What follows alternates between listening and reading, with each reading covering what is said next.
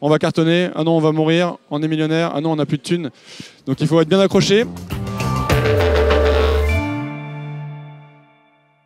Phoenix est une entreprise sociale dans la réduction du gaspillage. Donc concrètement, on accompagne les distributeurs et les industriels sur la route du zéro déchet à travers 3 filières. On récupère leurs invendus et on les revend aux consommateurs avec une réduction. Moins 30, moins 40% parce que ça périme ce soir ou demain. Sinon, on les donne aux assos caritatives, Restos du Cœur, Croix-Rouge, Emmaüs, parce que c'est des produits qui sont proches de la péremption mais qui vont pouvoir être donnés dans des circuits de solidarité.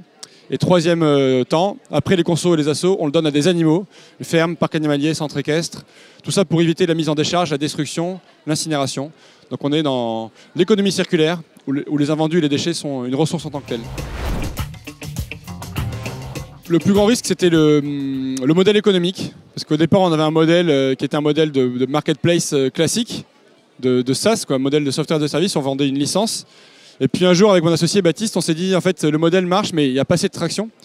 Donc on va faire une prise de risque assez radicale, on va transformer le modèle vers un modèle au succès. Donc nous, on a pris une commission au succès sur les volumes qui transitaient par Phoenix, ce qui voulait dire qu'en fait, on n'avait aucune garantie de revenus, on n'avait aucune visibilité, et pour autant, c'était le meilleur move qu'on ait fait, et ça nous a permis de signer beaucoup plus de clients. Ça a levé plein de freins commerciaux et plein de freins organisationnels, et c'était une décision assez chouette, en fait, avec le recul, même si c'était très risqué sur le moment.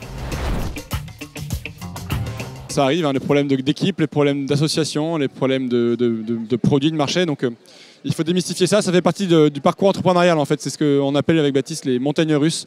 On va cartonner, ah non on va mourir, on est millionnaire, ah non on n'a plus de thunes. Donc il faut être bien accroché. Il faut avoir, c'est bien d'avoir un associé ou deux pour encaisser ses coups durs et ses bonnes nouvelles. Et non, l'échec fait partie de la vie d'un entrepreneur, les mauvaises nouvelles aussi. Et d'où l'intérêt d'être plusieurs encore une fois parce que ça permet d'encaisser et de faire un peu un tampon sur les bad news.